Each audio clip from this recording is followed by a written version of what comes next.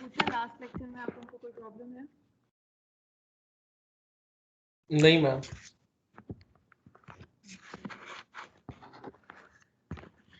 आज का लेक्चर हम लोग अब स्टार्ट करने लगे हैं। मैम जो पहले आ रही थी आवाज वो भी नहीं आ रही है। किसी को भी नहीं आ रही है?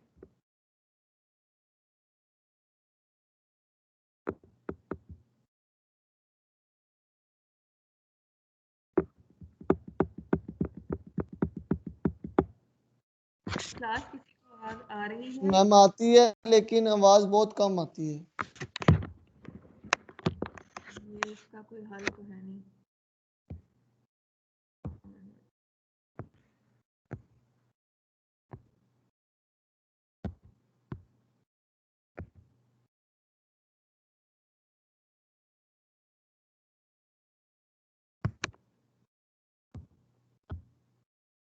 मैं स्लाइड शेयर करने लगी हूँ। स्क्रीन नजर आ रही है आप सब लोगों को? जी मैम। मैं ये पूछ रही थी कि लास्ट लेक्चर में आप लोगों में से किसी को कोई प्रॉब्लम है रिलेटेड टू कॉम्प्लेक्स नंबर्स?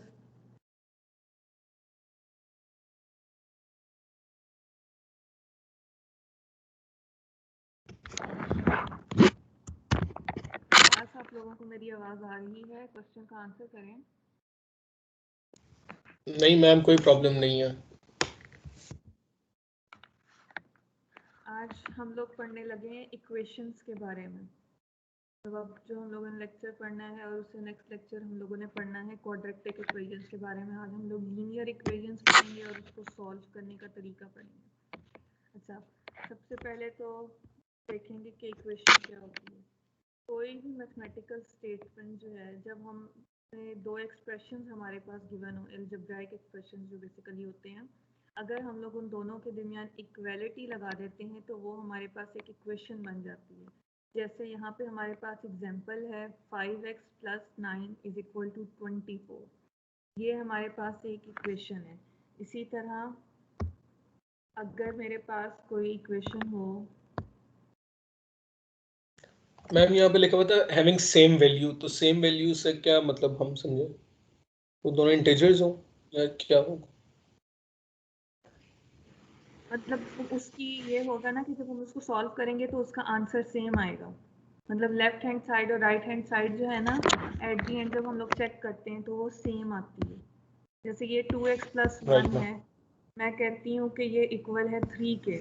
ठीक, अब मेरे पास यहाँ से क्या ऑप्शन है कि मैं यहाँ से x की वैल्यू निकालूँ, तो वो क्या होगी 2x = 3 - 1, और इधर से मेरे पास 2 × x, और अगेन मेरे पास x की वैल्यू क्या आ रही है 1। अब जब मैं इस x की वैल्यू को अपनी इस इक्वेशन के अंदर पुट करती हूँ, मतलब मैं बेसिकली इसको चेक करती हूँ, तो मेरा क्या होगा 2 × 1 + 1, ये 3 के इक्वल आएगा, और राइट हैंड साइड को मैंने छेड़ना ही है, वो 3 ऑलरेडी है। तो क्या हो रहा है कि दो एक्सप्रेशंस थी मेरे पास जिनकी वैल्यूज़ मेरे पास सेम आ रही थी, और मैंने उसके दरमियान इक्वालिटी लगा दी है, तो इसका मतलब है कि ये इक्वेशन बन गई है। इक्वालिटी का मतलब क्या होता है? दो चीज़ें एक दूसरे के बराबर हैं। तो यहाँ से यही बनता है मतलब कि an equal symbol between a two algebraic expressions that have the same value, जिनकी वैल्यूज़ हमारे पास सेम होंगी, तो वो हमारे पास एक इक्वेशन बनाएगी। क्लियर हो गया ये पॉइंट? जी मैम। अब हमारे पास इक्वेशन में एक चीज़ आ जाती है कि हमने उसका सोल्यूशन फाइंड करना है। जैसे हमने अभी जो एग्जांपल सॉल्व किया उसमें हमारे पास सोल्यूशन क्या आया है। सोल्यूशन क्या होता है? बेसिकली हमने x की वो तमाम वैल्यूज़ फाइंड करनी होती हैं जिस पे हमारी इक्वेशन सेटिस्फाई हो रही होती है। इस एग्जांपल के केस में हमारी वैल्यू x = 1 पे जो है इक्वेशन सेटिस्फाई हो रही थी। तो ये हमारे पास क्या है, x = 3 क्या कहलाएगा? इसका सोल्यूशन कहलाएगा। और अगर मैं इस सॉल्यूशन को in the form of set लिख देती हूँ, मैं ये कहती हूँ कि मेरे पास यूँ है, तो ये मेरे पास क्या कहलाएगा? उसका सॉल्यूशन सेट कहलाएगा। ठीक है, मतलब बात हो सकता है कोई ऐसा क्वेश्चन आप लोगों के पास आ जाए जिसमें आपके पास x का आंसर आ रहा हो 3 और 2, तो इसको जब मैं in the form of set लिखूंगी तो मैं यूँ लिखूंगी 2 और 3, तो ये क्या कहलाएगा? किसका सॉल्यूशन सेट कहलाएगा? ठीक है, तो आपने मैम हम इसको 3 और 2 की फॉर्म में भी तो लिख सकते थे ना, क्योंकि x के आगे डिफाइन तो कुछ नहीं किया हम इसको 2 और 3 के जो फॉर्म में हमने लिखा है सॉल्यूशन सेट को, तो हम 3 और 2 भी लिख सकते थे, कोई मसला तो नहीं होता। दैट डजंट वो मैटर, आप उस तरह लिख दो जैसे मर्जी लिख दो। ठीक है, वो 2 और 3 बेसिकली हम कह देते हैं ना, एक सीक्वेंस बन रहा है 2 3 4 इस तरह से कह के, इस तरह सेंस में आ रहा है, आप जैसे राइट मर्जी। मैम। आपने बेसिकली एक सेट बताना है, उस सेट में वैल्यूज क्या आ रही हैं, उससे फर्क नहीं पड़ता कि हम लोग पहले कौन सी लिख रहे हैं बाद में कौन सी लिख रहे हैं। ठीक, यहाँ पे सोल्यूशन की डेफिनेशन क्या होती है? The solution of an equation is the set of all the values that when substituted for unknowns make an equation true. कि हम लोगों ने जैसे इस एग्जांपल में अननोन था हमारे पास x, अब हम लोगों ने जब उसकी वैल्यू निकाल दी 1, तो हमारा क्या हुआ है कि जब हमने उसको वेरीफाई किया तो हमारा आंसर, हमारी इक्वेशन सेटिस्फाई होगी, तो हमारी क्या है, इक्वेशन ट्रू है। मतलब वो इक्वेशन सेटिस्फाई होने का मतलब ये होता है कि इक्वेशन हमने बिल्कुल ठीक लिखी है। अगर मेरी लेफ्ट हैंड साइड और राइट हैंड साइड इक्वल नहीं आएगी, तो इसका मतलब है कि मेरे पास जो भी इक्वेशन लिखी हुई है वो मतलब कि वो इक्वेशन ट्रू नहीं है, वो फॉल्स इक्वेशन है। फिर है सोल्यूशन सेट के set of all the possible solutions of an equation is called it solution set. के जितने पॉसिबल उसके सॉल्यूशंस बनते हैं जो उस इक्वेशन को सेटिस्फाई करते हैं, आपने उसको कहना है कि वो उस क्वेश्चन का सॉल्यूशन सेट है। अच्छा, बाज़ केसेस में ऐसा हो सकता है कि मैं इक्वेशन, मेरे पास फिलहाल जहन में इक्वेशन नहीं है, लेकिन मैं आपको बताती हूँ अगर किसी क्वेश्चन का आंसर ऐसा आता है -5/3 और 2, ठीक है, आप लोगों ने क्वेश्चन में आपको मेंशन किया हुआ है कि आपने सॉल्यूशन फाइंड करना है, तो उसका तरीका ये तो सॉल्यूशन तो आप निकाल लेते हो या सॉल्यूशन सेट निकालना है, आपने ये चेक करना होता है कि x की कौन सी वैल्यूज़ पे वो इक्वेशन सेटिस्फाई हो रही होती है। आपके पास जितने भी आंसर हैं, ये एक आंसर है, ये एक आंसर है, आपने इन दोनों को अलग-अलग अपनी इक्वेशन में पुट करके चेक करना है। उसमें से फिर जो सेटिस्फाई करेगा वो उस इक्वेशन का सॉल्यूशन सेट कहलाएगा। जो दूसरा नहीं सेटिस्फाई करता उसको हम लोग एक्सट्रेनियस रूट कहते हैं।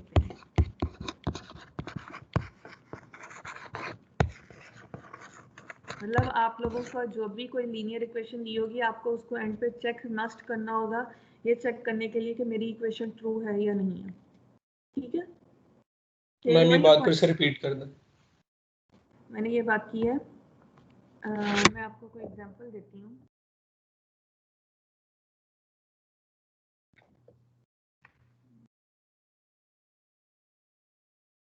मेरे पास कोई ऐसी एग्जांपल मुझे नज़र नहीं आ रही है। हम लोगों के पास, मैं ये कह रही हूँ कि अगर मेरे पास सपोज करो x के दो सॉल्यूशंस आते हैं, एक आ रहा है -5/3 और एक सॉल्यूशन x का आया 2। किसी भी इक्वेशन का हो सकता है, किसी में रैंडम इक्वेशन पे बात कर रही हूँ कि ये मेरे पास इसके दो सॉल्यूशंस मैंने निकाले हैं, और मैं आपको क्वेश्चन में ये बात कर रही हूँ कि सॉल्यूशन क्या है। हमने सॉल्यूशन की डेफिनेशन ये पढ़ी है कि ऐसी वैल्यूज़ जो हमारी इक्वेशन को सेटिस्फाई करती है। ठीक है, मैं सॉल्यूशन इसी को कह रही हूँ ना। जी मैम। तो हमारे पास क्या है, हमारी इक्वेशन क्या है जो सेटिस्फाई कर रही हो। अब मेरे पास यहाँ पे x की दो वैल्यूज़ आई हैं, हम इसको ये नहीं कह सकते कि ये इसका सोल्यूशन है, हम ये हमारे पास ये x की दो वैल्यूज़ हैं। अब मैंने क्या करना है, कोई भी सपोज कर लो मेरे पास इक्वेशन थी 2x + 5/3 = सम 7/3 सपोज। ठीक है, ये मुझे पता नहीं है ये किसका सोल्यूशन बनेगा, मैंने जस्ट रैंडम एग्जांपल लिए। अब मैं जब x की एक दफ़ा वैल्यू 2 पुट करूँगी, अगली दफ़ा मैं x की वैल्यू -5/3 पुट करूँगी। मैं दोनों पे चेक करूँगी इनमें से कौन सी ऐसी वैल्यू है जिस पे इक्वेशन सेटिस्फाई कर रही है। हो सकता है मेरे दोनों आंसर्स पे वैल्यू सेटिस्फाई हो जाए, तो फिर मैं ये कहूँगी कि मेरा सोल्यूशन सेट जो है वो 2 और 5 -5/3 है। अगर किसी एक पे सेटिस्फाई हो रही है, सपोज 2 पे सेटिस्फाई हो रही है, तो मैं कहूँगी मेरा सोल्यूशन सेट जो है, मेरा सिर्फ सोल्यूशन सेट 2 है। और हो सकता है कहीं पे मेरी जो सोल्यूशन सेट जो है -5/3 सेटिस्फाई हो रहा, तो मैं ये कहूँगी कि -5/3। Right ma'am. मतलब आपके मल्टीपल आंसर्स हैं और ज़रूरी नहीं है कि हर आंसर जो है आपकी इक्वेशन को ट्रू प्रूव करे। आपने वो पॉइंट्स देखने होते हैं जिस पे हमारी इक्वेशन ट्रू प्रूव हो रही होती है। Right ma'am. ओके, ये था सोल्यूशन। अब नेक्स्ट हमने पढ़ा है कि लीनियर इक्वेशन क्या होती है। कोई भी ऐसी इक्वेशन जिसे हम कहते हैं कि इसमें एक अननोन वेरिएबल इन्वॉल्व हो रहा होता है। आपको लीनियर का मतलब पता है ना, जिसमें x की पावर 1 होती है, तो हमारे पास उसकी फॉर्म क्या होगी, ax प्लस बी हो सकती है, ax plus B is equal to 0। अब यहाँ पे ax plus B is equal to 0 भी हो सकता है, आपके पास कोई ax plus B is equal to C भी हो सकता है।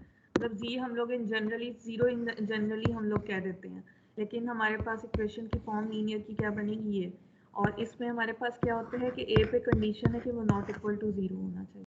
अब मैं एग्जांपल इसकी क्या लिख सकती हूँ, 2x plus 1 is equal to 3। और कौन सी एग्जांपल हो सकती है, 5x plus 9 is equal to 24। तो ये दोनों मेरे पास क्या है, लीनियर इक्वेशन है। मैम आपकी स्क्रीन लैग कर रही है, जी स्क्रीन लैग कर रही है मैम आपकी। अच्छा, अभी ठीक है। जी मैम अब पूरी हुई है स्क्रीन। यहाँ पे मैंने ये कहा है कि लीनियर इक्वेशन की फॉर्म जनरली क्या होती है कि ax plus B is equal to C. हम जीरो भी हो सकता है इन सम केसेस। तो हमारे पास जो ए पे कंडीशन है कि वो नॉट इक्वल टू 0, और एग्जांपल दो हैं, 2x plus 1 is equal to 3, 5x plus 9 is equal to 24। अब इक्वेशन पे हमारे पास ये भी चीज़ें हैं कि वो लीनियर हो सकती हैं, माइट भी पॉसिबल कहीं पे वो क्वाड्रेटिक हो, कहीं पे वो क्यूबिक हो, कहीं पे वो उसके फोर्थ ऑर्डर की हो। तो हर किसी को सॉल्व करने का मेथड उसके उस ऑर्डर पे डिपेंड करता है। अब हम यहाँ पे आज के लेक्चर में सिर्फ जैसे ये एग्जांपल है 5x plus 9 is equal to 24। अब मैं इसको अगर सॉल्व करती हूँ तो मैंने क्या करना है, 9 को जो है मैं राइट साइड पे ले जाऊंगी तो वो माइनस हो जाएगा, तो 24 माइनस साइन आएगा, it is equal to 15। And right left side पे है मेरे पास 5x। अब मेरे पास x की वैल्यू यहाँ से क्या आ गई, 15 ओवर 5 इज इक्वल टू 3। अब यहाँ पे मेरे पास ये x की वैल्यू तो आ गई है, लेकिन मुझे ये नहीं पता कि ये इसका सोल्यूशन बनेगा या नहीं बनेगा। उसके लिए मैंने क्या करना है, चेक करना है अपनी इक्वेशन को, 5 into 3 plus 9 is equal to 24। यहाँ से राइट साइड पे 24 इज इक्वल टू 24। अच्छा, एक चीज़ का हमेशा ध्यान रखना है, जब आप लोग चेक करते हैं किसी भी क्वेश्चन को, आपके पास इट माइट बी पॉसिबल कभी ऐसा क्वेश्चन आए 2x plus 1 is equal to x plus 2। ठीक है, ये भी लीनियर इक्वेशन ही है, लेकिन इसमें आपके पास तो ये होगा कि अगर आपके लेफ्ट साइड पे और राइट साइड पे दोनों साइड पे जो है ना वैल्यूज हैं, मतलब सॉरी एक्सप्रेशन है जिसमें हमारे पास अननोन इन्वॉल्व हो रहा है, तो आपने जो है ना कभी भी जब चेक कर रहे होते हैं तो आपने ये नहीं करना कि एक्स वाली टर्म्स एक साथ कर लो और कांस्टेंट वाली टर्म्स एक साथ कर लो। चेक करते हुए लेफ्ट साइड को लेफ्ट साइड ही रहने देना होता है, राइट साइड को राइट साइड ही रहने देना होता है, और आपने वैल्यूज निकालनी होती है। अगर मैं इसकी यहाँ से एक्स की वैल्यू निकालती हूँ तो क्या बनेगी, 2 माइनस 1, तो यहाँ से x इज इक्वल टू 1 आएगा। अब मैंने क्या करना है, इसको चेक कर लेती हूँ क्या बनेगा। चेक करते हुए 2x plus 1 is equal to, मेरे पास क्या था, x प्लस 2। अब मैंने x की वैल्यू पुट करनी है, 1 plus 1 is equal to 1 plus 2। मेरे पास लेफ्ट साइड से आई है 3 आई, और मेरे पास राइट साइड भी क्या है 3 आई, तो ये हमारे पास 2 है और ये इसका सोल्यूशन है। तो मैंने क्या किया है, लेफ्ट ये भी नहीं कर दिया कि मैं x को एक साइड पे ले गई हूँ और मैं दूसरी कांस्टेंट टर्म्स को एक साइड पे ले गई हूँ, मैंने जस्ट x की वैल्यू पुट की और मेरे पास आंसर आ गया। ठीक है, इस चीज को कभी भी चेक मैम करते पहले तो आपने x को जब किया था, x को आपने शिफ्ट कर दिया था ना, वहां से राइट साइड से आपने लेफ्ट साइड पे शिफ्ट किया था पहले। ये मैंने सोल्यूशन निकालने के लिए x को शिफ्ट किया था। जब मैंने ये चेक करना है कि आइदर ये जो 1 है ये मेरी इस इक्वेशन का सोल्यूशन बन भी रहा है या नहीं रहा है, मैंने उसको चेक करना है। तो चेक करने का मतलब ये होता है किसी भी चीज़ को, जो चीज़ मेरे पास एज इट इज़ मौजूद है उसके अंदर मैं जब कोई चीज़ अप्लाई करूँगी तो आइदर वो मेरे आंसर को सेटिस्फाई कर रहा है या नहीं कर रहा, तो फिर मैं क्यों वही वाला काम दोबारा से करूँ कि मैं 2x को x वाली टर्म्स एक साथ कर लूँ और मैं कांस्टेंट टर्म्स एक साथ कर लूँ। Right ma'am. मैंने तो अपनी ओरिजिनल इक्वेशन को ना, आइदर वो सॉल्यूशन को सेटिस्फाई कर रही है या नहीं कर रही है। जी मैम सही है। तो फिर मैंने जो है उसको ऐसे बिल्कुल भी नहीं, इवन अगर आपके पास कोई in the form of fraction भी आ रही है ना कोई चीज़, तब भी आपने उसको चेंज नहीं करना, आपने जैसे दिया हुआ है आपने उसको एज इट इज सॉल्व करना है। अभी हम लोग नेक्स्ट जो है ना कोई फ्रैक्शन पे भी क्वेश्चन करेंगे। अच्छा, अब लिखा हुआ है कि a solution to a linear equation is any replacement or substitution of the variable x that makes the statement true. Same ऊपर वाली बात लिखी हुई है कि लीनियर इक्वेशन का सोल्यूशन क्या होता है कि जब हम लोग रिप्लेस करते हैं या सब्स्टिट्यूट करते हैं x की वैल्यू तो हमारी स्टेटमेंट ट्रू प्रूव हो रही होती है। और two linear equations are said to be equivalent if they have exactly the same solution. अब मेरे पास हो सकता है कि दो लीनियर इक्वेशंस हो, जैसे मैं कोई भी दो लीनियर इक्वेशन लेती हूँ random, 2x plus 1 is equal to, ये कहती हूँ ये 3 है, और एक और मेरे पास इक्वेशन है x plus 2 is equal to 3। ये मेरे पास एक लीनियर इक्वेशन है और ये मेरे पास दूसरी लीनियर इक्वेशन है। अब कहने का मकसद ये है, मैं यहाँ से फर्स्ट वाली इक्वेशन में से जब निकालती हूँ वैल्यू x की तो वो क्या बनेगी, 3 माइनस 1 इज इक्वल टू 2, और यहाँ से x की वैल्यू क्या आएगी, 1 आएगी। ठीक है, अब दूसरी इक्वेशन देखते हैं। दूसरी इक्वेशन मैंने क्या लिखी है, x plus 2 is equal to 3। Second क्या है, x plus 2 is equal to 3। x की वैल्यू यहाँ से क्या आई है, 3 माइनस 2 इज इक्वल टू 1। आप अगेन जब इनको दोनों इक्वेशंस की वैल्यूज को चेक करते हैं तो वो सेटिस्फाई करती है। हमारा यहाँ पे देखें, पहली इक्वेशन का जो सोल्यूशन था, फर्स्ट इक्वेशन का सोल्यूशन भी x इज इक्वल टू 1 है और सेकंड इक्वेशन का सोल्यूशन भी x इज इक्वल टू 1 है। ये दोनों सोल्यूशन दो डिफरेंट इक्वेशंस के मेरे पास सेम आएगा। तो जब किसी लीनियर इक्वेशन का सोल्यूशन हमारे पास सेम होता है तो हम ये कहते हैं कि वो लीनियर इक्वेशन मेरे पास इक्विवेलेंट है।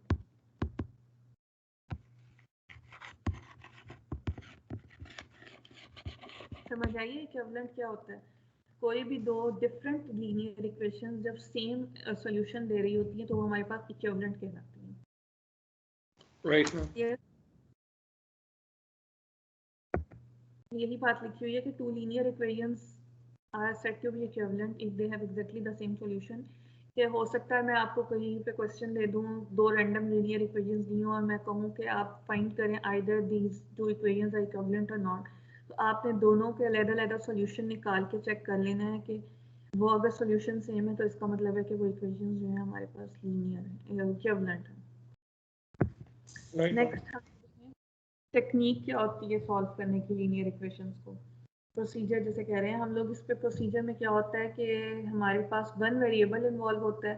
हमने क्या करना होता है, इफ फ्रैक्शंस आर प्रेजेंट, अगर मेरे पास कोई फ्रैक्शन की फॉर्म में कोई क्वेश्चन दिया हुआ है तो हम लोगों ने क्या करना है कि दोनों साइड पे एलसीएम लेना है। जैसे हम लोग पार्शियल फ्रैक्शंस में ये काम कर रहे थे ना, कि दोनों साइड पे जो है डिनोमिनेटर से मल्टीप्लाई कर देते थे और हमारा डिनोमिनेटर खत्म हो जाता था। पहला स्टेप तो वैसा ही है।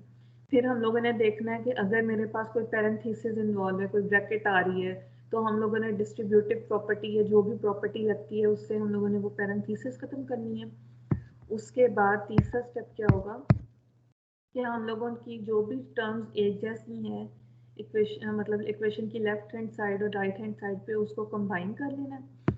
और उसके बाद हम लोगों ने क्या करना है, जो भी प्रॉपर्टी उस पर लगती है, use the addition property of equality to get all the variables on the left side and constant on the other side। ये आप ये तो बेसिकली ये लिखा हुआ है कि अगर मैं कहती हूँ कि मैं इस तरह से इक्वेशन को सॉल्व करती हूँ, मेरे पास इक्वेशन है ना ये 5x + 9 = 24। ये एडिशन प्रॉपर्टी का बेसिकली मकसद ये है, देखें कि मैं इक्वेशन के लेफ्ट और राइट साइड पे जो है ना 9 को माइनस कर देती हूँ। 5x + 9 -9 = 24 - 9, तो मेरे पास लेफ्ट साइड पे 5x रह जाएगा और राइट साइड पे 15 रह जाएगा। तो ये भी सेम वैसी ही बात है। अगर मैं सिंपल ये काम करती हूँ 5x + 9 = 24 था और मैं 9 को उठा के राइट साइड पे ले गई तो क्या होगा, 5x = 2x 24 - 9। तो कोई फ़र्क नहीं पड़ा, मेरे पास 5x = 15 और सेम चीज़ बन रही है। तो ये वाला पॉइंट यही लिखा हुआ है कि आपने एडिशन प्रॉपर्टी या सब्ट्रैक्शन प्रॉपर्टी के लिहाज से ना इक्वालिटी के लेफ्ट और राइट साइड पे सेम कांस्टेंट को या सेम वेरिएबल को प्लस या माइनस करना होता है। फिर नेक्स्ट क्या होता है कि आप मल्टीप्लिकेटिव प्रॉपर्टी, मैम जो हम डिवीजन खत्म करना चाहते हैं, मतलब डिनोमिनेटर में डिवीजन होती है तो हम मल्टीप्लाई करते हैं दोनों साइड से। जी तो मैम अगर हम वैसे ही उस डिवीजन को उस दूसरी साइड पे लेके जाके मल्टीप्लाई करा दें तो वैसे भी तो कैंसिल हो ही रही है। बेसिकली पता है क्या बास कंडीशंस में ऐसे हो सकता है, मेरी इक्वेशन इस टाइप की हो, x + 1/6 = 5/6, मतलब कुछ इस टाइप की कोई इक्वेशन हमारे पास बन रही हो सपोज ना, तो हमारे पास जो है हम लोग ये कर सकते हैं कि एक तो ऑप्शन यही है कि आप जो लाइक टर्म्स हैं उनको एक साथ कंबाइन कर दो। दूसरा तरीका तो फिर आपके पास यही आ जाता है कि आप लोग जो है ना दोनों साइड पे 6 बनाने की कोशिश करो, एलसीएम यहाँ पे फिर क्या होगा, ये ऑन दी होल 6 से मल्टीप्लाई होगा, ये ऑन दी होल 6 से मल्टीप्लाई होगा। क्लियर हुआ ये कि हम लोग जो है वैसे खत्म करने के वो पॉसिबल सिर्फ मल्टीप्लिकेशन के केस में हो सकता था, अगर सपोज हमारे पास इस तरह से हो रहा होता 2x / 6 = 5x, कुछ इस तरह होता तो ये तो ऑब्वियसली बात है ये उधर चली जाएगी, टर्म मल्टीप्लाई हो जाएगी। लेकिन हर क्वेश्चन में ऐसा पॉसिबल नहीं है, किसी में प्लस हो रही होगी, किसी में माइनस हो रहा होगा, किसी में डिवाइड भी हो रहा हो सकता है, तो वो उस चीज को ध्यान में रखते हुए हमने क्वेश्चन को सॉल्व करना होता है। राइट। आगे आएगी आपको खुद ही अंदाजा हो जाएगा। उसके बाद है कि हम लोग मल्टीप्लिकेटिव प्रॉपर्टी यूज करते हैं ताकि जो भी हमारे कांस्टेंट के साथ अगर कोई वेरिएबल के साथ कोई कांस्टेंट आ रहा है तो वो खत्म हो जाए। और फिर क्या होता है एट द एंड हमने अपना आंसर जो है वो वेरीफाई करना होता है ओरिजिनल इक्वेशन में अपनी x की वैल्यू को पुट करके। अब यहाँ एक एग्जांपल है 3x / 2 - x - 2 / 3। अब ये देखिए ये थोड़ी डिफिकल्ट हो जाएगा ना, इसमें आप 2 और 3 को कैसे आप राइट साइड पे लेके जा सकते हो, क्वेश्चन यस मैम। तो फिर इसके लिए हम लोगों को क्या करना पड़ेगा, LCM डिनोमिनेटर को करने के लिए एलसीएम ले सकते हैं, नहीं तो आप वही काम सिंपल के लेफ्ट और राइट साइड के को सेम नंबर से मल्टीप्लाई करें और डिनोमिनेटर को खत्म कर दें। और यहाँ पे हम लोग क्लियरली नजर आ रहा है कि राइट साइड पे डिनोमिनेटर में 6 है, तो इसका मतलब है कि मैं लेफ्ट साइड को अगर 6 से मल्टीप्लाई कर दूंगी तो मेरा डिनोमिनेटर में कोई फर्क पड़ेगा। हम एग्जाम्पल को सॉल्व कर लेते हैं। एग्जाम्पल है मेरे पास 3x / 2 minus x - 2 divided by 3 = 25। सबसे पहला स्टेप क्या था, मैं एलसीएम ले लेती हूँ या फिर मैं डिनोमिनेटर को मैं दोनों साइडों पे 6 से मल्टीप्लाई कर देती हूँ। अगर मैं दोनों साइड पे 6 से मल्टीप्लाई करती हूँ तो ये क्या बनेगा, x - 2 divided by 3 = 25 divided by 6 multiplied by।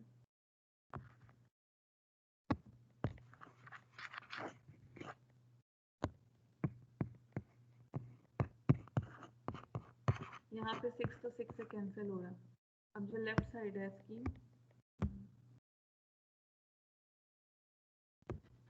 इसमें मैं 6 को दोनों टर्म से अलग-अलग मल्टीप्लाई करूंगी, तो 3x / 2 multiplied by 6 minus x - 2 divided by 3 multiplied by 6, और राइट साइड पे मेरे पास 25 रह गया क्योंकि 6 मेरा कैंसिल हो। तो यहाँ से लेफ्ट साइड पे देखें मेरे पास क्या होगा, ये 2 3 * 6 होता है और यहाँ पे 3 2 * 6 होता है। तो यहाँ पे क्या बनेगा, 3 multiplied by 3x - 2 into x - 2 = 25। Ma'am बेहतर नहीं था हम पहले सिंपली एलसीएम ले लेते और बाद में 6 से मल्टीप्लाई कर लेते दोनों साइड्स? हाँ उस तरह भी कर सकते हैं, आपकी अपनी मर्जी पे डिपेंड कर रहा होता है, जैसे मर्जी कर लें, आंसर तो सेम ही आना है। लेकिन राइट। बेसिकली आप एलसीएम ले लेते हो ना, एलसीएम लेने के बाद आपको दोनों साइड पे 6 से मल्टीप्लाई करने की जरूरत ही नहीं है, आप ऑटोमेटिकली जो लेफ्ट साइड पे 6 आ रहा है या राइट साइड पे 6 डिवाइड हो रहा है ना, आप उसको दूसरी साइड पे लेके जाएंगे तो वो मल्टीप्लाई हो जाएगा, तो वो वैसे ही खत्म हो सकता है। मैं आपको क्लोज -2x यहाँ पे +4 = 25। अब यहाँ से देखें हमारे पास क्या बनेगा, 7x = 25 - 4, और x की वैल्यू इधर से निकालनी है तो 7x = 21 and x = 21 divided by 7 and it would be equal to 3। अब ये क्योंकि फ्रैक्शन का केस है, अब मैं आपको इसको चेक करने का तरीका बताती हूँ। चेक में आपके पास क्या होगा, हमारे पास थी equation 3x / 2 minus x - 2 divided by 3 = 25/6। ठीक है, अब लेफ्ट साइड पे सिर्फ x आ रहे हैं, मैंने x की वैल्यू लेफ्ट साइड पे सिर्फ पुट करनी है, क्या बनेगा 3 minus 2 divided by 3 is equal to 25 over 6। अब आपने इसकी राइट हैंड साइड को छेड़ना ही नहीं है, आपने सिर्फ लेफ्ट हैंड साइड देखनी है। यहाँ पे मेरे पास क्या बनेगा 9/2 minus 1/3 is equal to 25 over 6। अब यहाँ पे मैं इसका एलसीएम लेती हूँ तो लेफ्ट साइड का, तो क्या बनेगा 6 और 9 3 ज़ार होता है, तो यहाँ पे 9 3 ज़ार 27 माइनस 3 2 ज़ार 6 होता है, तो यहाँ पे क्या आएगा लेफ्ट साइड पे, राइट साइड पे 25/6 एज इट इज़ लिखते जाना है और लेफ्ट साइड पे 25/6। अच्छा, एक चीज़ का ये ध्यान रखें, जब आप लोग चेक कर रहे होते हैं ना, एक साइड जिस तरह जैसे है वो वैसे ही नीचे चली आ रही होती है, आपने इक्वेशन पे वो साथ साथ लिखते जाना होता है, उसको छोड़ते नहीं होते हैं, और दूसरी साइड जो आप सॉल्व कर रहे होते हैं वो भी साथ साथ वैसे ही चलती जाती है। ठीक है, यहाँ से Okay. इसका आंसर लेफ्ट और राइट साइड दोनों बराबर आ रही है। दूसरा वो ये था, मैं अगर डायरेक्ट एलसीएम ले लेती हूँ, यहाँ पे 3x/2 क्वेश्चन में 3x/2 minus x minus 2 divided by 3 is equal to 25 over 6। तो इसका मैं जब एलसीएम लूँगी तो मेरे पास 6 आएगा, तो 2 3 ज़ा 6 होता है, तो यहाँ पे ऊपर मल्टीप्लाई 3 होगा, तो 9x माइनस यहाँ पे 2x प्लस 4 होगा और इज इक्वल टू 25/6। अब मैं ये वाला जो 6 यहाँ डिवाइड हो रहा था, मैं लेफ्ट साइड राइट साइड पे ले जाऊँगी तो वो डिवाइड हो जाएगा, तो ये बनेगा 7x plus 4 is equal to 25/6 multiply by 6। तो ये 6 6 से कैंसिल हो गया और मेरे पास बन गया 7x plus 4 is equal to 25। मतलब कोई फ़र्क नहीं पड़ता, अगर एलसीएम ले रहे हैं तो आपको दोनों साइडों पे एक जैसे नंबर से डिवाइड करने के बजाय 10 उसको दूसरी साइड पे ले जाएं तो वो मल्टीप्लाई हो जाएगा। ठीक है, जो आप क्वेश्चन पूछ रहे थे, जिस भी बच्चे ने पूछा था मुझसे, क्लियर हो गया ये जी मैम, ठीक है जी। तो अब इसका मतलब ये है कि इस क्वेश्चन का जो मेरे पास सोल्यूशन सेट बन रहा था वो क्या बन रहा था, 3 बन रहा था। एंड पे ये सोल्यूशन सेट लाजमी लिखना है इस फॉर्म में, सेट की फॉर्म में। जब भी कोई क्वेश्चन ये आपको सॉल्व करने के लिए आएगा ना, आपने हमेशा एंड पे सोल्यूशन सेट लाजमी लिखना है। ठीक है, ओके। ये इक्वेशन तो हमारे पास हो गई solve.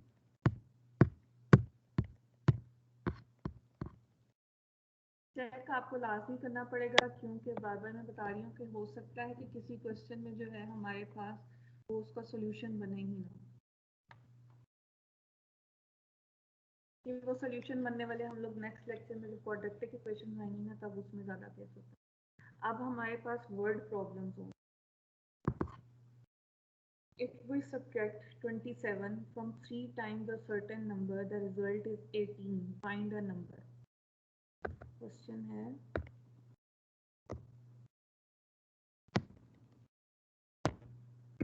if we subtract, ma'am वो कॉपी पेस्ट कर लें यहाँ पे।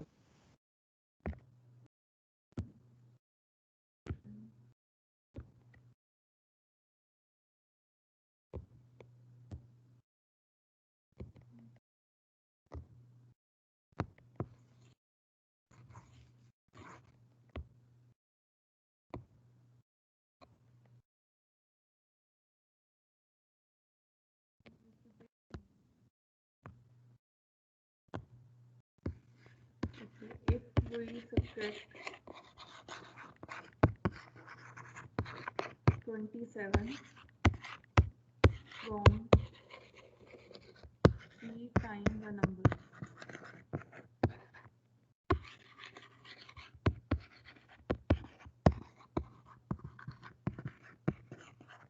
the result is equal to 18. The result is equal to 18. अब हमने फाइंड करना है वो नंबर क्या होगा, फाइंड द नंबर। क्वेश्चन में सबसे पहले समझना क्या है कि लिखा क्या हुआ है। अगर हम किसी नंबर को सब्ट्रैक्ट करते हैं, तो इफ वी सब्ट्रैक्ट 27, हम लोग कोई नंबर हमारे पास है 27, उसको किसी नंबर में से सब्ट्रैक्ट करना है हमने। वो नंबर क्या है, वो नंबर हमारे पास किसी भी रैंडम नंबर का, किसी भी रैंडम वेरिएबल का कह लें कि 3 टाइम्स है, मतलब 3 गुना है। 3 गुना क्या मतलब होता है, वो उससे 3 टाइम्स मल्टीप्लाई हो रहा है। तो मैं सपोज करती हूँ कि मेरे पास जो है ना नंबर, लेट एक नंबर है मेरे पास x। दूसरी बात मैंने क्या की है, 3 times of a number, 3 times of certain number. तो वो क्या होगा 3x। अब तीसरी बात मैं उसमें क्या कर रही हूँ कि अगर हम सब्ट्रैक्ट कर देते हैं 27 को उस नंबर के अंदर से 3 टाइम्स के नंबर के अंदर से, तो हमारा आंसर क्या आता है 30।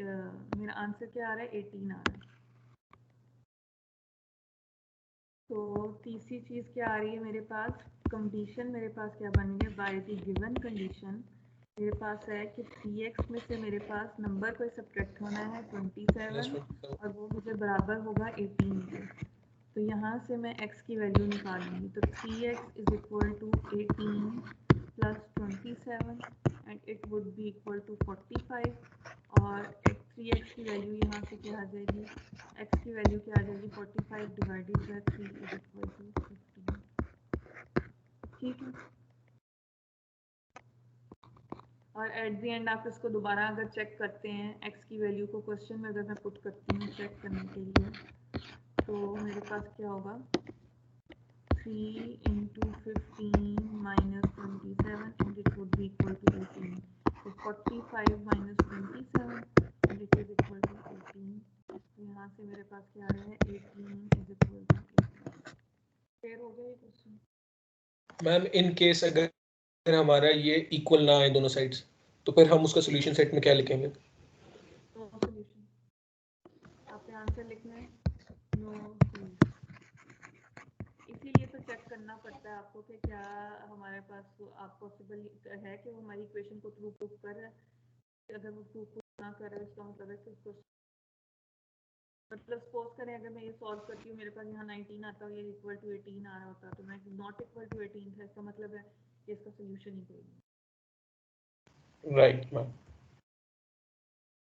अच्छा, ये स्टेटमेंट समझ में आई है आपको कि अगर हमारे पास आपको ज़रूरी नहीं कि जो पहली बात लिखी होती है हमेशा वो पहले ही आनी होती है, आपको पूरी स्टेटमेंट पकड़ के उसके अंदर से एक्सट्रैक्ट करना होता है कि वो मुझसे पूछ क्या रहा है और उसके हिसाब से फिर आपने सोल्यूशन फाइंड करना होता है। इतनी टफ नहीं होती हैं लेकिन ऑब्वियसली बात है करना पड़ता है, क्योंकि जो आप लोगों का है ना कंप्यूटर साइंसेज जो सॉफ्टवेयर इंजीनियरिंग जब आप पढ़ रहे होते हैं इसमें आप लोगों के पास यही होता है कि आप जब कोडिंग कर रहे होते हैं आपके पास एक स्टेटमेंट दी होती है, आपने उस स्टेटमेंट को पढ़ के उसको समझना होता है, उसमें से एक्सट्रैक्ट करना होता है कि मेरा गिवन डाटा क्या है और मैंने चीज़ क्या फाइंड करनी है।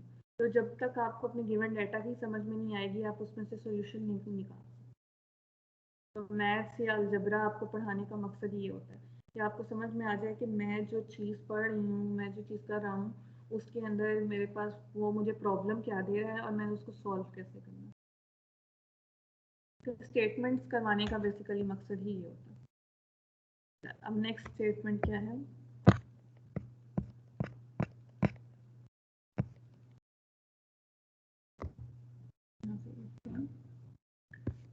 the sum of three consecutive integers is 13 greater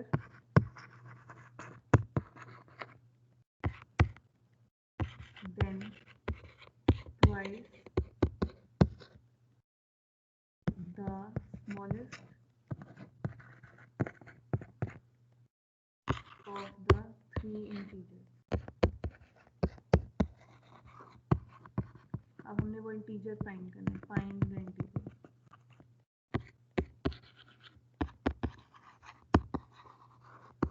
सबसे पहले तो मैथ्स में आपका रूल ही होता है जब हम लोग ऐसे कोई क्वेश्चंस कर रहे होते हैं सपोज करने वाले, तो आप पहले एक स्टेप तो आपका यही होता है कि आप एक पहला जो नंबर होता है उसको मैं कह देती हूँ कि एक लेट जो है ना एक्स है।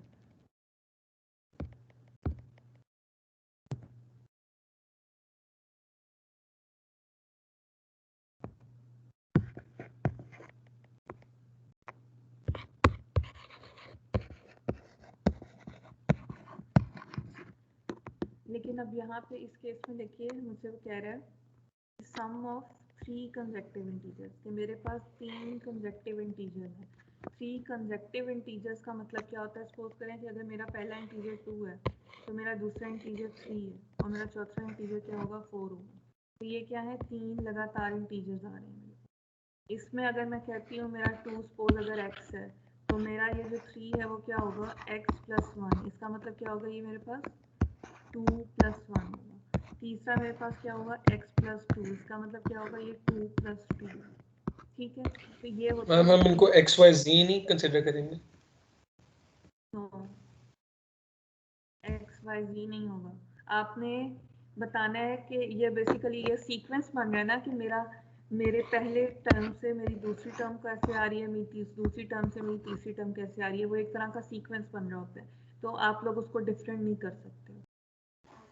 वैसे भी आपको लीनियर इक्वेशन सॉल्व करें, और लीनियर इक्वेशन तो होती एक उसके अंदर है, 1 वेरिएबल में होती है। Yes ma'am. आप उसमें 2 वेरिएबल्स तो ले ही नहीं सकते। तो यहाँ पे क्या हुआ है, 2, 3 और 4 ये हमारे पास कंसेक्टिव इंटीजर्स बन गए।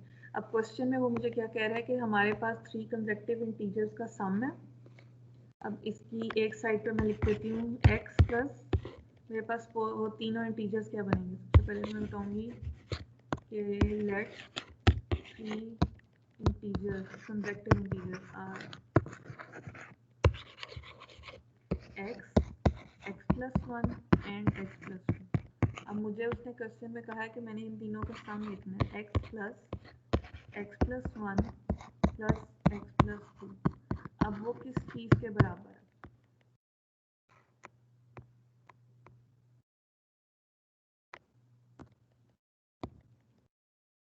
क्या कहा है? इज 13 ग्रेटर, ये 13 टाइम्स या मतलब कि 13 नंबर उससे जो है वो ग्रेटर है ट्वाइस द स्मॉलेस्ट इंटीजर। जो 3 इंटीजर्स मुझे गिवन है ना, उसमें से जो सबसे छोटा नंबर है, सबसे छोटा नंबर इस 3 इंटीजर्स में मेरे पास क्या बनेगा? मतलब 2, 3 और 4 में मेरा सबसे छोटा इंटीजर कौन सा है? 2 है। तो यहाँ पे इस केस में हमारा सबसे छोटा इंटीजर क्या बन गया? x। तो हमने क्या करना है, सबसे छोटे इंटीजर का ट्वाइस लेना है और उसमें 13 को प्लस कर देना है। वो कह रहा है कि उससे 13 टाइम्स ग्रेटर है, 13 गुना ग्रेटर है। टाइम्स सॉरी हो जाता है मल्टीप्लिकेशन, 13 मतलब कि वो उससे 13 नंबर बड़ा है। तो क्या होगी हमारी टर्म, क्या इस तरह से इक्वेशन बन गई है कि हमारे पास सम थे 3 इंटीजर्स का और वो 13 ग्रेटर था twice the smallest of the 3 integer. Clear हो गई है ये स्टेटमेंट? इसमें टाइम्स नहीं है, अगर टाइम्स होता ना तो ये हमारे पास क्या होना था, 2x मल्टीप्लाई बाय 13 होना था। लेकिन उसमें उसने कह दिया कि वो 13 गुना बड़ा है। तो 13 गुना 13 उसमें डिजिट्स बड़ा है, तो 13 डिजिट्स बड़े होने का मतलब ये होता है कि उसमें हम लोगों के पास वो चीज़ प्लस हो रही है। अभी समझ में आया आप लोगों को? और अगर कोई इसी क्वेश्चन में होता लेस के साथ तो वो हो जाना था मेरे पास 2x - 13। क्लास समझ में आ रही है? No response from your side? Yes ma'am. यहाँ पे हमारे पास क्या है, 13 ग्रेटर है। अगर 13 लेस होता तो हमारे पास क्या बनना था, ये लेस होता तो 2x - 13 होना था। 13 ग्रेटर तो इसका मतलब वो प्लस होगा। अब यहाँ से मैं अपनी इक्वेशन को सॉल्व करूँगी तो मेरे पास क्या बनेगा, ये x और x और x, 3x + 3 = 2x + 13। तो इधर से मेरे पास क्या है, 3x - 2x = 13 - 3। तो हमारा एक इंटीजर क्या बनेगा यहाँ से, 10 = x। यहाँ से x की वैल्यू हमारे पास 10 आ गई। और आप इसको जो है अगर वापस अपनी इक्वेशन में पुट करते हैं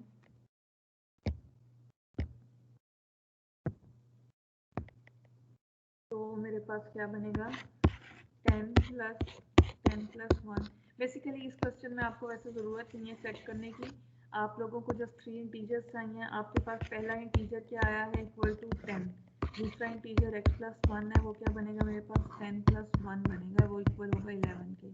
तीसरा इंटीजर मेरे पास क्या बना है, x + 2 = 10 + 2 = 12। अगर डाउटेड हो कि आपका सोल्यूशन नहीं ठीक आया तो आप उसको चेक कर लें कि मेरा पहली जो इक्वेशन मेन थी x थी, मेरे पास x + 1 + x + 2 = 2x + 13। तो मैं x की वैल्यू अगर यहाँ पे सारों में पुट करती हूँ तो बनेगी 10 + 11 + 12 = 2 × 10 + 13। एंड यहाँ से मेरे पास क्या आएगा, ये ऐड होके मेरे पास 33। बनेगा 21 और 33। और राइट साइड से भी मेरे पास 33। बनेगा 33। लेकिन ये सही है सोल्यूशन। ठीक हो गया। Yes ma'am. इस तरह के आपको बेसिकली बहुत ज़्यादा आएंगे और हो सकता है किसी जगह पे आपके पास एजेस से रिलेटेड क्वेश्चन हो तो वो भी बहुत इंपॉर्टेंट होते हैं। ओके, नेक्स्ट हमारे पास है कि अगर डेसिमल का केस आ जाए, हमारे पास लीनियर इक्वेशन में डेसिमल आ जाए,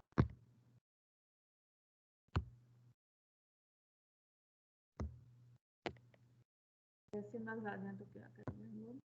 मेरे पास क्वेश्चन है 0.2x plus 0.24 is equal to 0.08x plus 0.7। वैसे तो डेसिमल्स को सॉल्व करना भी आसान है, लेकिन आप लोग देखें अगर ये सेम होता, जिस तरह आप देखें कि लेफ्ट साइड पे यहाँ पे 0.2x है, लेकिन जो राइट साइड पे x के साथ वैल्यू है वो 0.08 है। इसी तरह देखें कांस्टेंट जो है वो दोनों के सेम है, मतलब 0 पॉइंट के बाद दोनों के में दो टर्म्स आ रही हैं, लेकिन हमारे पास इस केस में थोड़ा सा डिफरेंस हो जाता है। हम क्या करेंगे, सबसे पहले तो डेसिमल को खत्म कर लेंगे। उसके लिए मैंने दोनों साइड पे क्या है मल्टीप्लाई करना है सेम नंबर से। यहाँ पे पॉइंट के बाद दो नंबर्स है, इसका मतलब है मैं दोनों साइड्स को मल्टीप्लाई कर सकती हूँ 100 के साथ।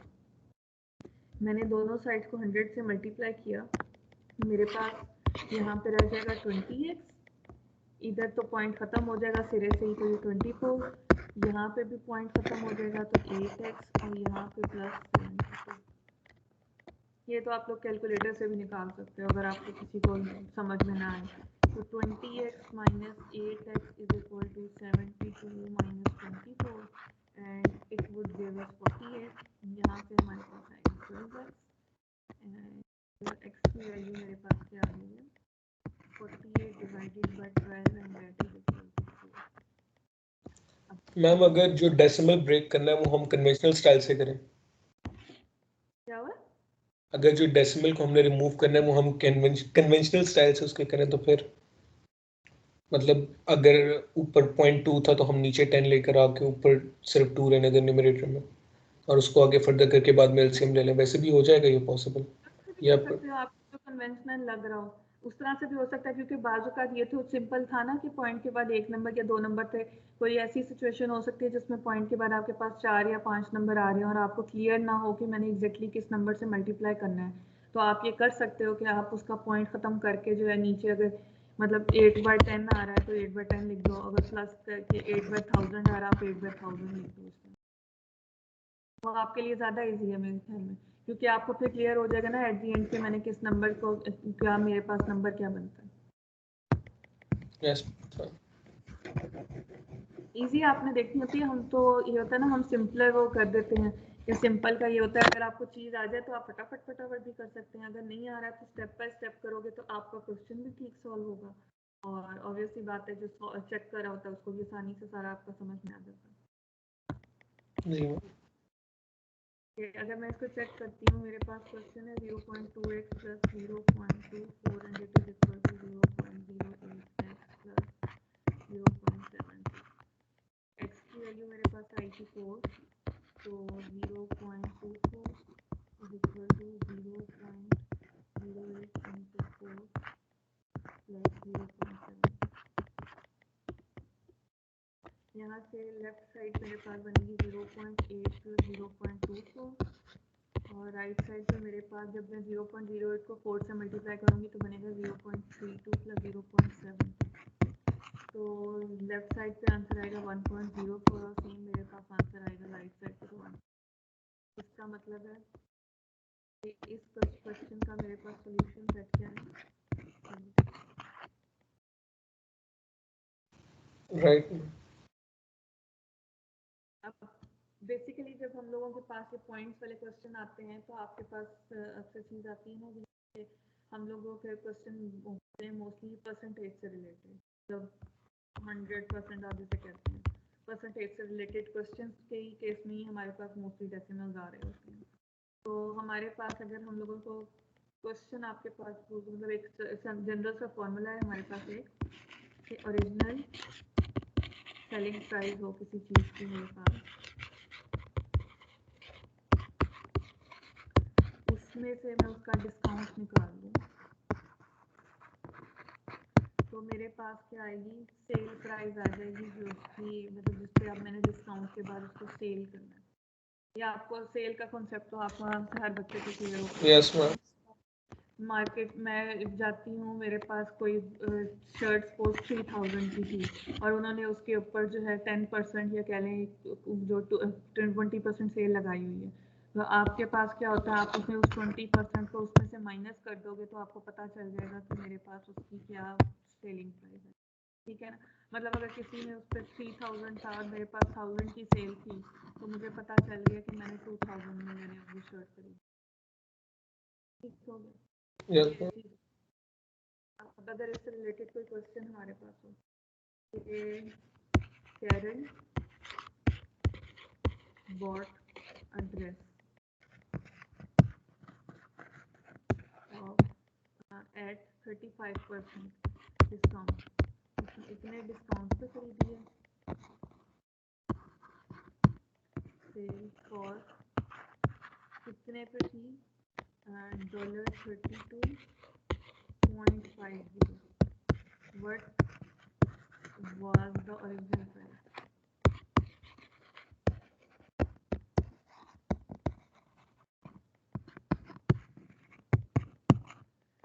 यहाँ से तीन फार्मूलाज आपके पास बनते हैं। एक तो ये है ना कि original selling price minus discount is equal to sale price.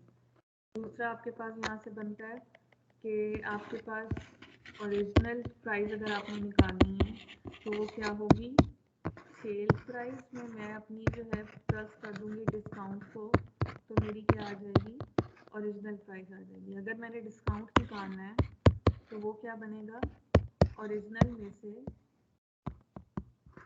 मैं उसका सेल प्राइस निकाल दूंगी तो मेरे पास मुझे पता चल जाएगा डिस्काउंट प्राइस। ठीक है ना, ये तो पता है इक्वालिटी के एक तरफ हो तो हम लोग चीज़ों को दूसरी तरफ लेके जा सकते हैं।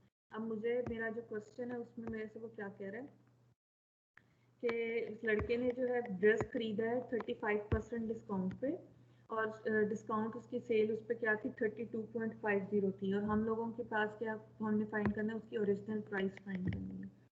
तो मैं सपोज कर लेती हूँ कि मेरे जो पास प्राइस है उसकी वो P है, let P is equal to price सबके ओरिजिनल। मैम हमने टोटल सॉल्यूशन कर देना है या हम कैलकुलेटर के थ्रू बस करके दे दें, सिंपल। कैलकुलेटर के थ्रू क्यों करके देंगे आप, मुझे मैम वो कैसे पता, आसानी से हो जाएगा ना। मुझे क्या पता आपने चीटिंग की।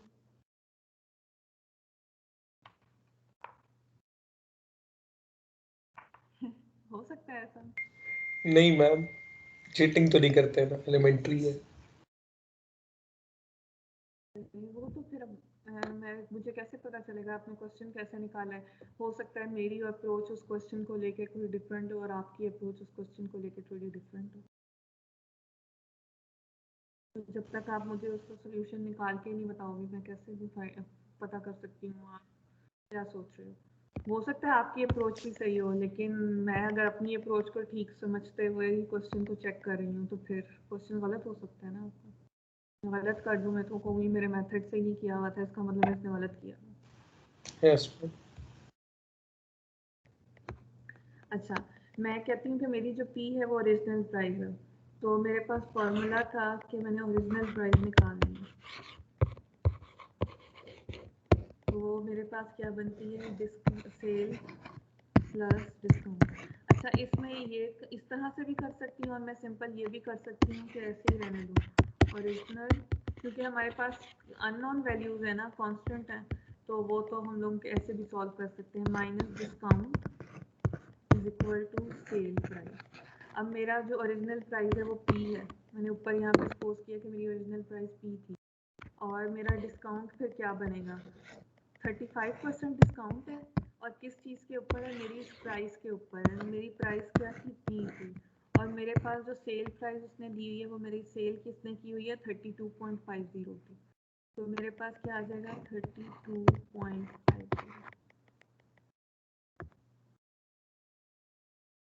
अब यहाँ से मैंने इस परसेंटेज को सबसे पहले तो ख़त्म करना है, तो क्या बनेगा P माइनस 35 डिवाइडेड बाई 100, यहाँ पे P ये साथ ऐसे ही आएगा, ये इक्वल आएगा 32.50। यहाँ से आप लोग एलसीएम ले लें तो क्या बनेगा 100 P minus 35P is equal to 32.50। तो इधर से 100 में से मैं 60 को निकाल दूंगी तो मेरे पास ये बने 35 को 65 ई is equal to 32.50 multiply by 100। यहाँ से क्या होगा 32.50 मल्टीप्लाई बाय 100 मुझे क्या देगा 3250 और इधर से 65p और मैं इधर से p निकालती हूँ 3250 डिवाइडेड बाय 65 और ये मेरा आंसर देगा 60। अच्छा ये भी हो सकता है आप में से कोई बच्चा ये कर ले यहाँ पे 65 ओवर 100 आ रहा था तो वो जो है ना 65 डिवाइडेड बाय 100 0.65 लिखते हैं और मैं कहूँ कि भाई मेरा तो क्वेश्चन मैंने तो इस तरह से किया था तो इस पैटर्न पे भी इस वजह से भी होता है हर बच्चा अपने पैटर्न पे लेके चल रहा होता है तो आपने मुझे सोल्यूशन सारा का सारा लिखवाना है। बल्कि आप लोगों के किसी बच्चे ने असाइनमेंट में भी ये काम किया हुआ था डायरेक्ट आंसर लिखे हुए थे ऐसे नहीं था। तो यहाँ से मेरे पास प्राइस क्या आ गई है ओरिजिनल प्राइस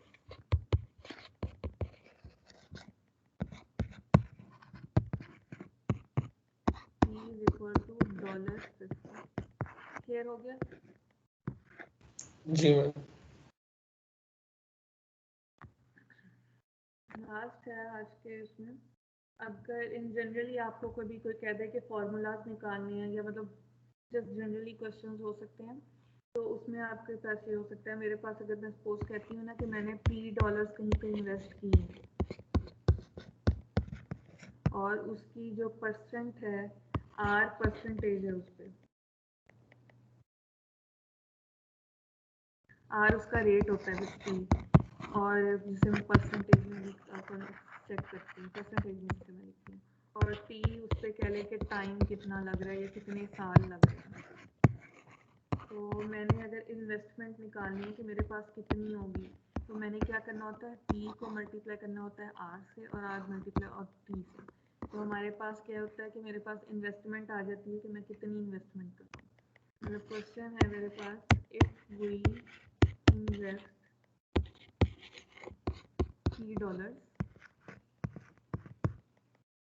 एट R% इतने परसेंट पे 3 इयर्स के लिए इतने सालों के लिए कितने सालों के लिए आप इन्वेस्टमेंट करना चाह रहे हो उस डिपेंड करता है। तो मेरे पास जो क्या होगा इंटरेस्ट उसका तो मैंने इंटरेस्ट निकालना है वो कैसे निकालेंगे यहाँ पे फॉर्मूला मेरे पास दिया है I इक्वल टू PRT। अब क्वेश्चन मेरे पास क्या है कि मैंने फाइंड करनी है amount of interest I basically interest है या इन्वेस्टमेंट आप इन्वेस्टमेंट में इंटरेस्ट कहलाएंगे कि हमारी इन्वेस्टमेंट की थी और उस पर मेरा कितना इंटरेस्ट आया था अर्न बाय $5,000 मतलब कि हम लोगों ने क्या करना है अमाउंट फाइंड करनी है इंटरेस्ट कितना था हमारी उसकी पेमेंट कितनी थी 5,000 थी और उसके ऊपर हमारे पास 4% का रेट लग रहा था और 2 साल के लिए थी। तो सिंपल क्या होगा I is equal to PRT I P हमारे पास क्या है 5,000 मल्टीप्लाई बाय R कितना है हमारे पास 4% और 2 साल। तो यहाँ से हमारे पास क्या होगा 5,000 multiply by 4 divided by 100 and this would multiply by 2। Simple है यहाँ से तो ये 100 यहाँ पे 50 आ जाएगा 50 इंटू 4 हमारे पास 200 और यहाँ पे 400 तो मेरे पास इसका मतलब कि जो इंटरेस्ट आएगा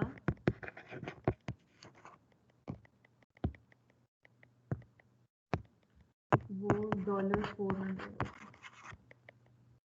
बेसिकली ये फॉर्मूला से आपको इंट्रोड्यूस करवाना था I is equal to PRT।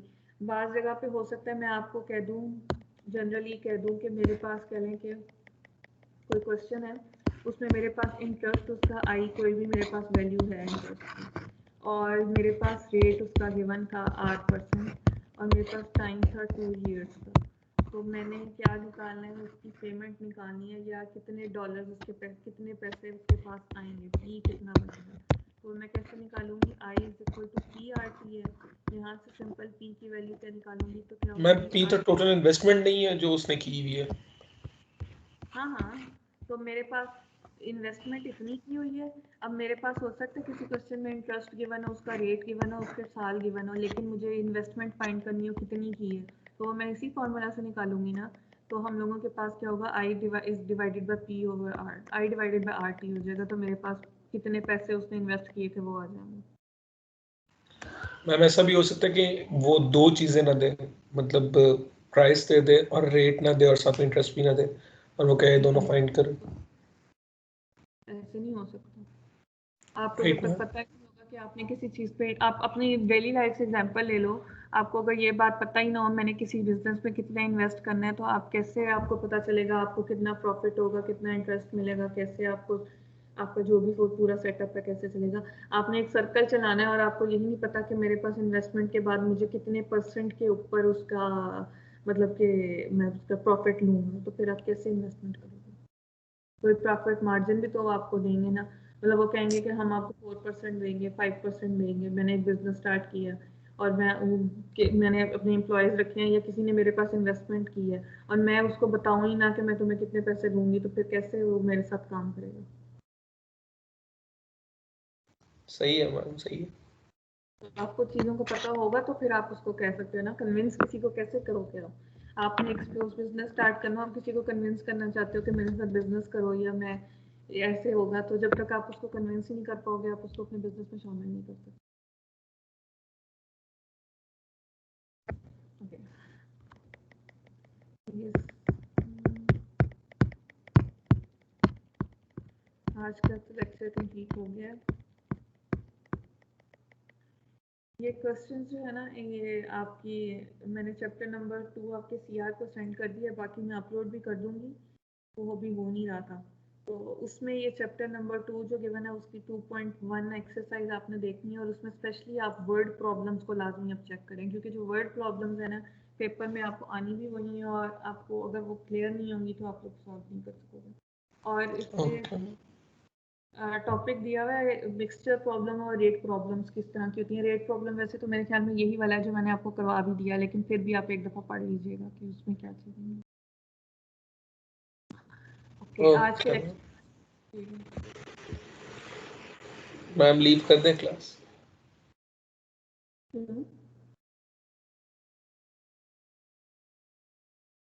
पूछा आज के लेक्चर में किसी को कोई कंफ्यूजन? नहीं मैम।